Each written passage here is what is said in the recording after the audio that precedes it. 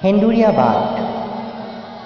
পেঁক ৰুবলৈ অহা তিৰোতাজনীৰ সেই বাটটোৰে আহিছিল এটা সেন্দুৰীয়া বেলি, আৰু তাই উভতা বাটটোৰে বেলিটো উভতিছিল।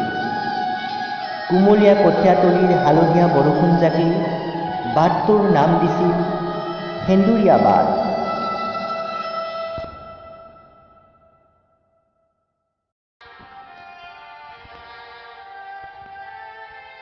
সম্প্ৰতি ধূলিৰে নমনা বাটটোৰ এফালে মকৰা জাল, আৰু আনফালে তেজৰ কৰাল বন্ধা কোমল ভৰিৰ খোজ।